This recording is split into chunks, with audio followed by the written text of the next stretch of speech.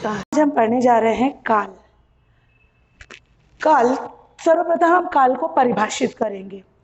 काल की परिभाषा है, समय के अंतराल को काल कहते हैं। समय के अंतराल को काल कहते हैं। काल को 3 भागों में विभाजित किया गया है: भूतकाल, वर्तमान काल और भविष्य काल। काल एक बहुत ही सुंदर, बहुत ही सरल व्याकरण का अंग है, परंतु अगर हमें इसके कुछ नियम यदि पता हो तो हम इसमें कभी गलतियां करेंगे ही नहीं। काल को समझने के लिए एक बहुत सुंदर प्रारूप मैंने यहाँ तैयार किया है। इस प्रारूप को एक बार आपने समझ लिया और ध्यान में ला लिया तो उसके बाद काल का कोई भी प्रश्न आ जाए, आप उससे किसी भी कक्षा में हो, आप उससे बहुत आराम से हल कर सकते हैं। सर्वप्रथम हम पढ़ेंगे काल के प्रकार। काल के 3 प्रकार हैं: भूतकाल, वर्तमान काल और भविष्य काल। हम चलते हैं भूतकाल की ओर। भूतकाल के 3 प्रकार: सामान्य भूतकाल, पूर्ण भूतकाल और अपूर्ण भूतकाल। उसी प्रकार वर्तमान काल के भी 3 प्रकार है: सामान्य वर्तमान काल, पूर्ण वर्तमान काल और अपूर्ण वर्तमान काल। तत्पश्चात भविष्य काल।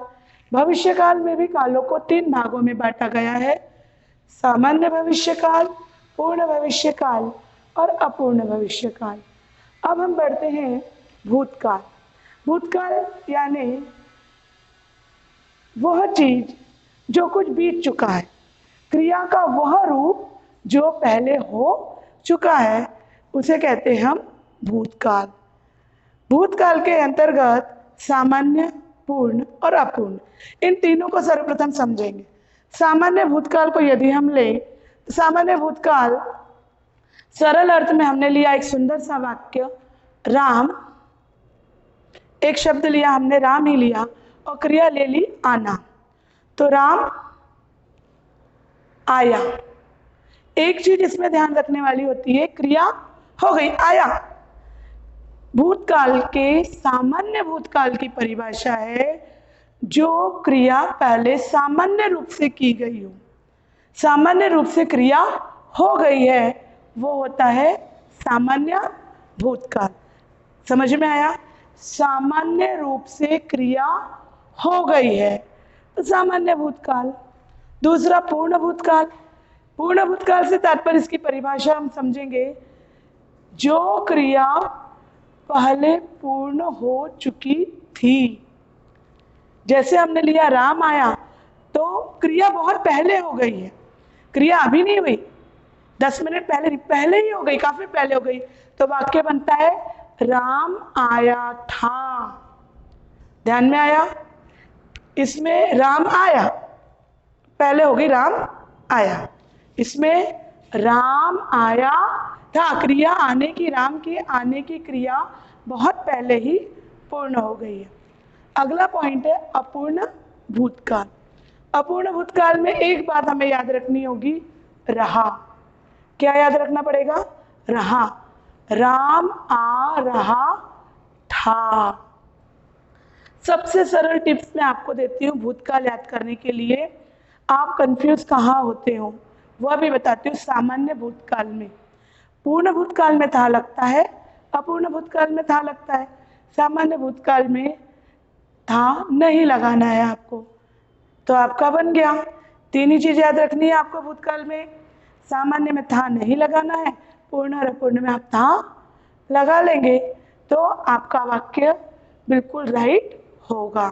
दूसरी चीज आपको याद रखनी है रहा। क्या याद रखना है? रहा। यह आपका अपूर्ण भूतकाल में आएगा। क्लियर? आगे बढ़ते।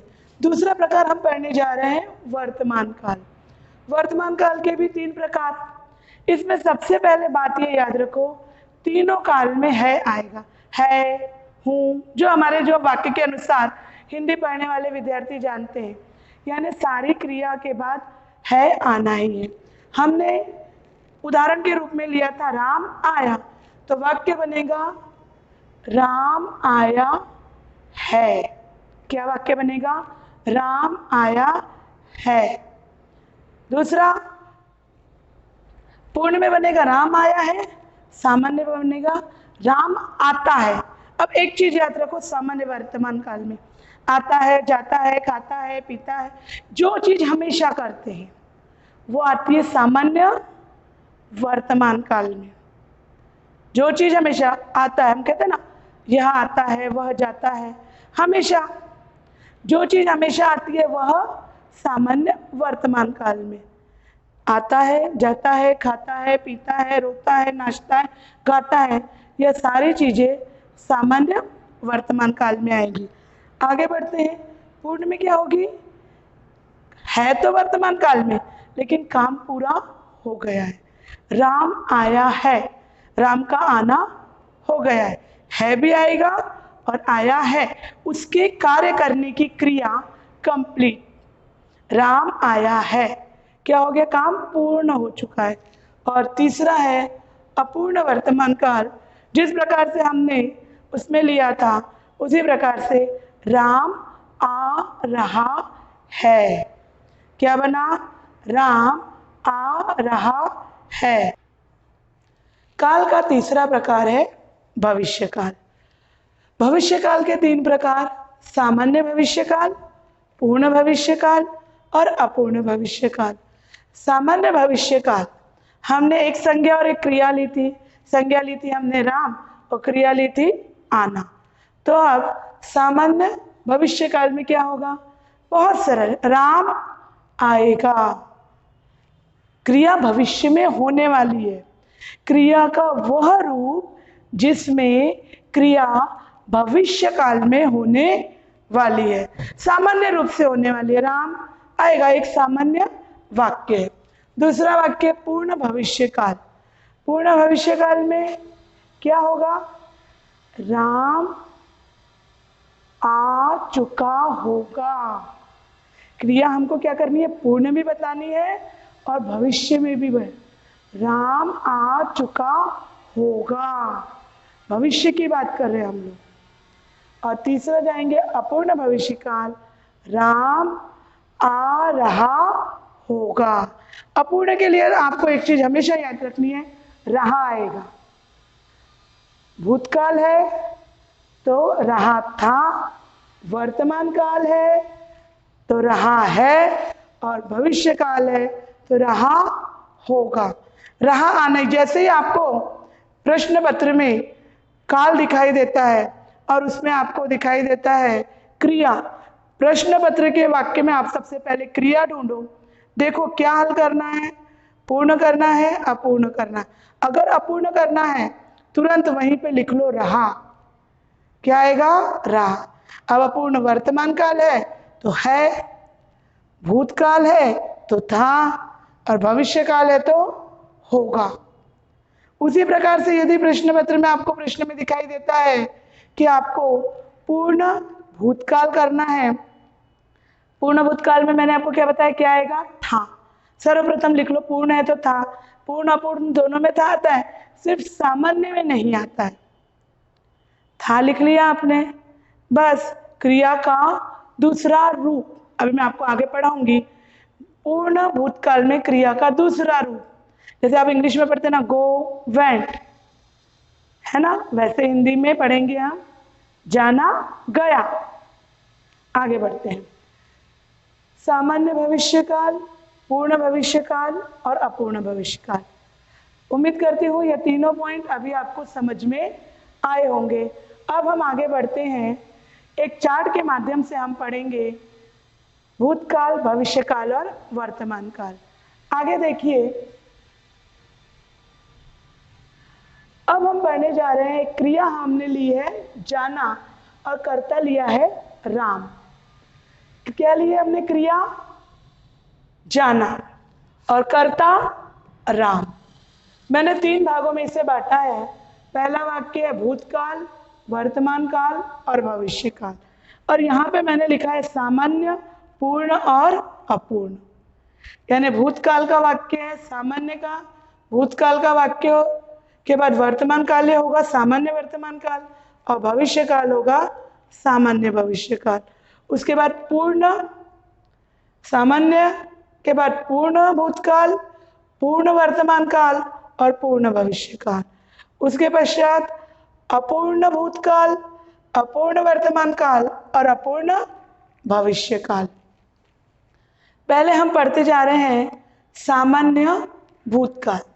सिर्फ हम इतना ही समझेंगे। पहला पॉइंट ले रहे हैं सामान्य भूतकाल। कर्ता क्या ली हमने? राम। कर्ता लिया हमने राम और क्रिया ली हमने जाना।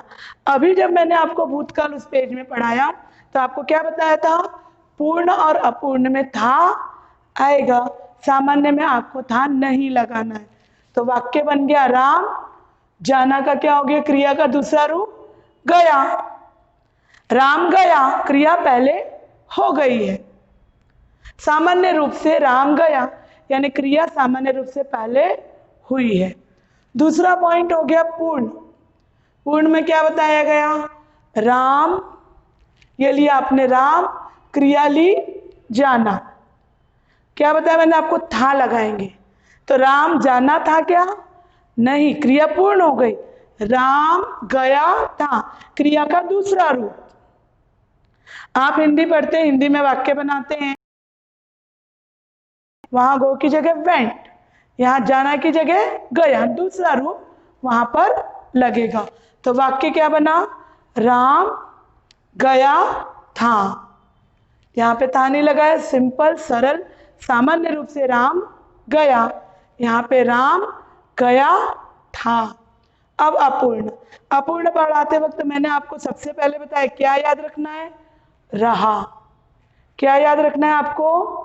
रहा। अपूर्ण दिखा यानी हमें यहाँ रहा लगाना है। अपूर्ण के यहाँ पे हम नोट कर लेते हैं ब्रैकेट में। क्या नोट करवाया मैंने आपको? रहा। क्या नोट करवाया? रहा। यानी जहां भी अपूर्ण आएगा वहां पर रहा आपको दिखेगा। अगर स्त्रीलिंग का वाक्य है तो रही, इतना आप समझते। अगर स्त्रीलिंग में आया, राम की जगह सीता होता तो सीता क्या हो जाएगा? रहा की जगह रही। सीता जा रही थी, था की जगह थी, इतना हम जानते हैं। तो रहा कहाँ आता है? अपूर्ण में। इस बात को बिल्कुल नोट कर लेंगे, अपूर्ण में रहा आता है। आगे बढ़ते हैं। दूसरा पॉइंट हम पढ़ने जा रहे हैं वर्तमान काल यानी प्रेजेंट टेंस, प्रेजेंट जो चल रहा है।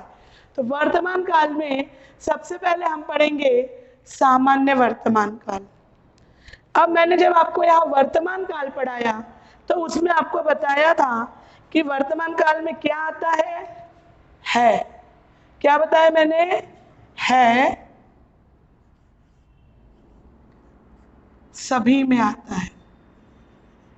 ये टिप है मेरे द्वारा दिया गया आपको सिर्फ याद रखने के लिए कि अगर हमको वर्तमान काल दिखा तो सबसे पहले हम परिवर्तित करते वक्त है लिख देंगे। आगे यहाँ का भी एक पॉइंट हम नोट कर लेते हैं। यहाँ लिखेंगे था, फिर इसको करेंगे क्रॉस, यहाँ लिखेंगे सामान्य में नहीं। यह मात्र इसलिए आपको बता रही हूँ, नोट करने वाली बात है, याद करने के लिए। हम बहुत सारी चीजें, क्योंकि अगर हमको 100% आपका वर्तमान काल हमको सीखना है तो हमें इस बात को विशेष ध्यान देना होगा कि कुछ रूल्स होते हैं। व्याकरण जब हम पढ़ते हैं तो कुछ नियम होते हैं। अगर छोटे छोटे ये टिप्स हमने याद कर लिया, जैसे मैंने था बनाया फिर क्रॉस किया, यानी सामान्य वर्तमान काल में हमको था नहीं लगाना है। ठीक, यहाँ पर हम आगे बढ़ते हैं। अब हम चलते हैं वर्तमान काल की ओर। वर्तमान काल के अंतर्गत सामान्य वर्तमान काल, पूर्ण वर्तमान काल और अपूर्ण वर्तमान काल। सामान्य वर्तमान काल के अंतर्गत राम लिया हमने, कर्ता राम और क्रिया जाना, और मैंने आपको क्या बताया है सभी में लगाना है। तो राम जाता है, राम जाता है, खाता है, पीता है, नाचता है, गाता है, सोता है, ऑलवेज हमेशा यही काम वह करता है, हमेशा करता है, इसीलिए इसका हुआ राम जाता है। दूसरा पूर्ण, क्या है लगाना है। पूर्ण में क्या करना है आपको? क्रिया कंप्लीट बताना है। क्रिया पूर्ण हो चुकी है, हमको यह बताना है। तो क्रिया पूर्ण हो चुकी है यानी राम गया है, क्रिया का दूसरा रूप क्या आ गया? क्रिया का दूसरा रूप राम गया है। तीसरा पॉइंट, राम जाना, आपको बता दिया अपूर्ण में रहा आना ही है, तो राम जा रहा है। क्या बना? राम जा रहा है। रहा अपूर्ण में लगाना है, वर्तमान काल में है लगाना है। ये 2-3 चीजें आपको याद रखनी है। एक बार आपने इतना याद कर लिया तो आप बहुत अच्छे से इसे समझ सकते हैं। आगे बढ़ते हैं। अगला पॉइंट है भविष्य काल। उम्मीद करती हूँ आपको भूतकाल और वर्तमान काल समझ में आया होगा। इसमें भूतकाल में क्या बताया मैंने आपको सामान्य में था नहीं लगाना है, दोनों में था लगाना है, क्रिया को कंप्लीट बताना है। ठीक है, अपूर्ण में रहा लगाना है और था लगाना है, इसलिए मैंने था बना के लिखा है, सामान्य में नहीं लगाओ। अगला पॉइंट, सामान्य वर्तमान काल में क्या बताया है? हमेशा क्रिया की जाती है सामान्य रूप से। सामान्य वर्तमान काल की परिभाषा क्या है? क्रिया का सामान्य रूप, यानी सामान्य वर्तमान काल। राम जाता है, क्रिया क्या हो गई? सामान्य रूप से क्रिया पूर्ण हो गई, राम जाता है। दूसरा पॉइंट आया है पूर्ण में राम गया है, क्रिया है भी है क्या है? मैंने आपको बताया वर्तमान काल। वर्तमान काल दिखते ही आपको है लगा देना है, पर क्रिया पूर्ण हो गई है। हम क्या लिखेंगे? क्रिया का दूसरा रूप जाता का हो जाएगा गया, तो राम गया है। उसी प्रकार से अपूर्ण में राम जा रहा है, क्रिया वर्तमान काल में भी है लेकिन अपूर्ण है, यानी अभी पूरी नहीं हुई, जा रहा है, तो ये हो गया क्रिया का अपूर्ण रूप जा रहा है। आगे बढ़ते हैं। अगला पॉइंट है भविष्य काल। भविष्य काल के 3 प्रकार, सामान्य भविष्य काल, पूर्ण भविष्य काल और अपूर्ण भविष्य काल। सामान्य भविष्य काल के अंतर्गत सबसे पहला पॉइंट जो हम पढ़ रहे हैं वह है कर्ता राम, क्रिया जाना। अब भविष्य काल की परिभाषा मैंने आपको पहले ही यहाँ पर बताई कि भविष्य काल में क्रिया आने वाले समय में होने वाली, क्रिया अभी नहीं, क्रिया भविष्य में बताना है, आने वाले समय में क्रिया बतानी है। आगे बढ़ते हैं। क्रिया भविष्य काल में बताना है तो क्रिया का पहला देखेंगे, क्रिया है जाना और करता है राम। भविष्य में राम जाना से क्या होगा? राम जाएगा, वाक्य क्या बनेगा? राम जाएगा। दूसरा पूर्ण, कर्ता राम, क्रिया जाना। अब इसमें एक पॉइंट आप याद रखेंगे, चुका। क्या पॉइंट लिखा है मैंने नीचे, आप चेक करिए, चुका। क्रिया को हमें जब हम पूर्ण भविष्य काल में करेंगे तो क्रिया को कंप्लीट भी बताना है और भविष्य में भी बताना है, तो आपको यहाँ लगाना है राम जा चुका होगा। क्या बनेगा वाक्य?